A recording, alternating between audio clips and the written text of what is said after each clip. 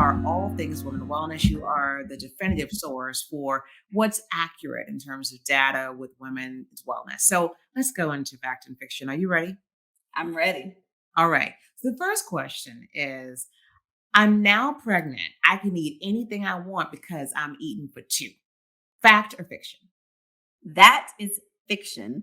In fact, there is an expected amount of weight that we expect our pregnant moms to gain based on their pre pregnancy body mass index. We want to make sure that we are eating healthy during pregnancy, but not gaining too much weight. When we gain too much weight during pregnancy, i.e., eating for two, then that increases our rate of gestational diabetes, of overt diabetes, increased risk of obesity and diabetes for our child. So we are not eating for two. The baby is not craving things. So we want to make sure that we are eating healthy and that we're staying within that recommended weight gain. Thank you. Okay. Next one, fact or fiction? I can have a few glasses of wine during my pregnancy. Unfortunately, that is also fiction. There is no safe lower limit of alcohol in pregnancy, of all types of alcohol, wine, beer, any type of alcohol. So it is recommended to not consume any alcohol during pregnancy. We do know that for those individuals that do consume alcohol, those babies can have something called fetal alcohol syndrome, which interferes with intellectual development and some other abnormalities that can come from that. So there is no safe lower limit for alcohol, not even wine. Okay, big sigh on that as we move on. I'm sure that was disappointing to many. I was hoping I could have a couple of glasses of wine. We could have a few glasses, but okay, fine. Fact or fiction? I can't exercise during my pregnancy. That is also fiction. We definitely recommend exercising during pregnancy. Now, if you were not exercising before pregnancy, it's probably not the time to like train for a marathon type of exercising. Nor we recommend training for a marathon when you're pregnant, but exercising is very good in pregnancy. For those moms who have gone through the labor and delivery process, you can attest that this is a very physical activity. So if you have not been exercising, not been active, if you've been dormant during your pregnancy, then it can make it much more difficult during the labor process. Now, there are some contraindications. If you have certain conditions going on with your pregnancy, like preterm labor, it may be recommended to not exercise. But overall, we do recommend exercise. You can lift weights.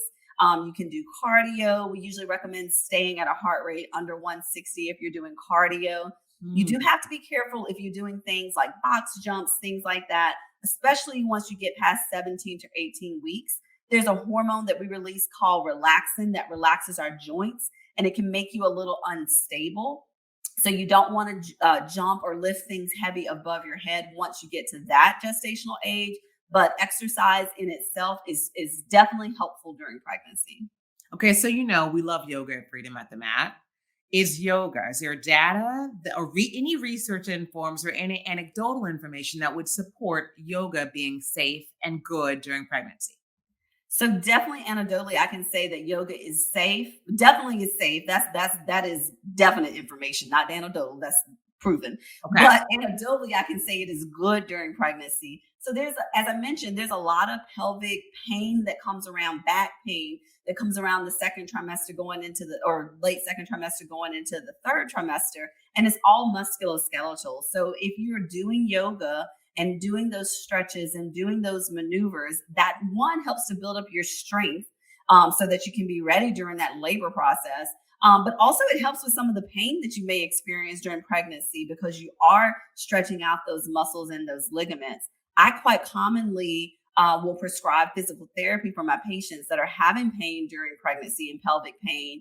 And yoga employs a lot of the same maneuvers that are done in physical therapy. So I highly recommend yoga during pregnancy as a way to exercise. See, Dr. Veronica Gillispie-Bell said you should do all of our videos on Freedom at the Mat yoga. She just said it, right? Thank you so much for that endorsement. Thank you. All right. Fact or fiction? I can't be around cats when I am pregnant. There's something around this notion of cat feces and toxoplasmosis. Talk to us about it. Fact or fiction? So it's a little bit of both. So let me clarify. So you can be around cats. So that part is fiction. There's not an issue being around cats. What you cannot be around is the kitty litter, because toxoplasmosis is passed in the feces of cats. And toxoplasmosis is one of those what we call torch viruses. It's an acronym of different viruses that we know causes anomalies in the baby, in the way the baby is made. And toxoplasmosis is the T of those torch. And so you want to avoid the kitty litter for cats while you are pregnant. So someone else needs to take that out, but you're fine to be around cats themselves. Thank you so much. All right. Now, what about me not being able to wear makeup or color my hair during my pregnancy? Fact or fiction? Thank you, Jesus. That is a fiction. You can wear makeup at any point during pregnancy. We do usually recommend that if you're going to color your hair or you're going to relax your hair, that you do that in the second trimester. Really, there's no data that shows there's any link to any complications in pregnancy with either of those things. But we do know that miscarriage, if it's going to happen, is more common in the first trimester. And so we don't want to have anyone blame themselves or think that because they color their hair that it led to the miscarriage. So we usually recommend just waiting until you're in the second trimester when we know things are good to relax your hair or color your hair, but you can wear makeup at any point during the pregnancy. Okay. Thank you so much. Should we go for like organic makeup, all the toxins and chemicals in makeup, or doesn't matter? We don't have any data that shows it matters or it doesn't matter. I always think organic is better. So I vote for that. Okay. Thank you very much. Personally. Gotcha. Just two more fact or fiction. So stretch marks. Fact or fiction. After pregnancy, I can just rub cocoa butter on my stretch marks and they'll be gone in 3 months, 3 to 5 months. Unfortunately, that is also fiction. We have found that generally, if you're going to develop stretch marks, that's usually more hereditary, and it's due to the collagen in your skin. So unfortunately, once those stretch marks have formed, they don't go away. Now, I'm a proponent of shea butter and cocoa butter because during pregnancy, your skin is stretching, and that in itself makes it itchy and makes it uncomfortable. But unfortunately, it's not going to prevent stretch marks. And once they're there to stay. All right. Last fact or fiction.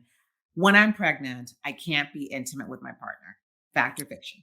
That, fortunately, is also fiction. You can be intimate with your partner. Now, there are some pregnancy conditions where it's contraindicated, such as preterm labor or placenta previa, where the placenta is sitting on top of the cervix. If you have any of those conditions, your provider will let you know based on ultrasound and some other findings. And so it's contraindicated in those situations, but in most pregnancies, it is safe to be intimate with your partner. Now, do know anytime your cervix is touched, whether that be through sexual intercourse or it be coming in for an exam, you are likely to have spotting that day, the day after, or even the day after that, and that's normal. But having heavy bleeding, like a period, that's not normal and you should come in. That's very, very uncommon with being intimate with sexual activity. So it is safe and it is fine to be intimate with your partner during pregnancy. Yay, you can get your groove on while you're pregnant. Maybe you'll have 2 babies. Maybe you can get pregnant twice. I don't know. I'm sure that's not right. But anyway. We call it a baby moon. Right. You're already pregnant. Might as well get everything you can. So Dr. Veronica Gillispie-Bell, we thank you so much for joining us today and breaking down fact or fiction, things that are myths out there, and especially those of us who just don't know, wouldn't know. I heard this, I didn't. So thank you for lending your expertise to really clarify what's fact or fiction around being pregnant.